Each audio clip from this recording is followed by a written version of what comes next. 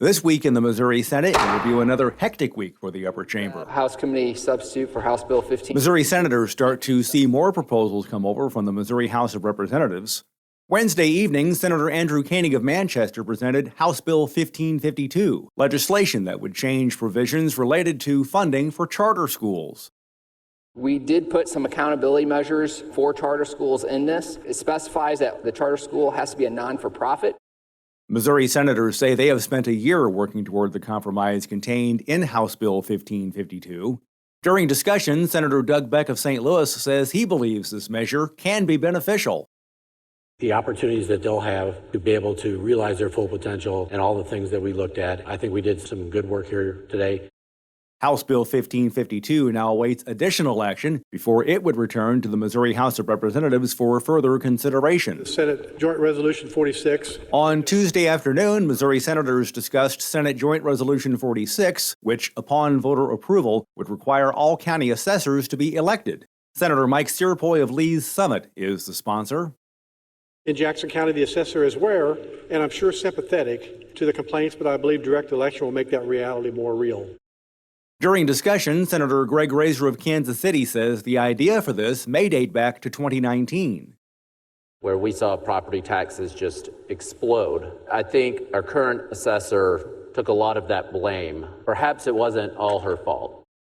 Missouri senators sent Senate Joint Resolution 46 to the Missouri House of Representatives for similar consideration on Thursday morning. The Senate Bill number 758. Monday afternoon and evening saw time devoted to Senate Bill 758. Sponsor, Senator Lincoln Hough of Springfield, says this measure seeks to modify various provisions relating to bidding procedures for certain public projects for facilities. That allows the Office of Administration to utilize the same building procurement methods that our municipalities have been using for a number of years.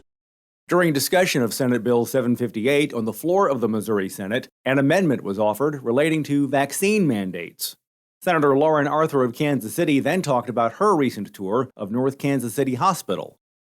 There is a misperception that there's a real boon for hospitals as a result of all the COVID funding, and they said that they were going to struggle to break even. On Thursday morning, Missouri senators sent Senate Bill 758 to the Missouri House of Representatives for its consideration. We're going to start working on some House bills. From what I'm hearing, I think there's going to be a lot of differences. Missouri Senate Majority Floor Leader Caleb Rowden of Columbia says the Missouri Senate will continue to take up more legislation from the Missouri House of Representatives. Tort reform, we're going to talk about education. Voter ID, I think, is on the docket for maybe the next couple of weeks. Continue the conversation on eminent domain. We're going to push that through. Missouri Senate Minority Floor Leader John Rizzo of Kansas City says the legislature still has to tackle the budget for fiscal year 2023. We're already behind the eight ball with the timing of it coming over, and I would argue that you're behind the eight ball and you're going to have a lot of differences that we're going to have to try to make up. Only 5 weeks remain in session, the Senate stand adjourned until Monday, which will resume on Monday. And remember, you can follow these and other issues facing the Missouri Senate by visiting our website, senate.mo.gov. Reporting from the state capitol, I'm Dean Morgan.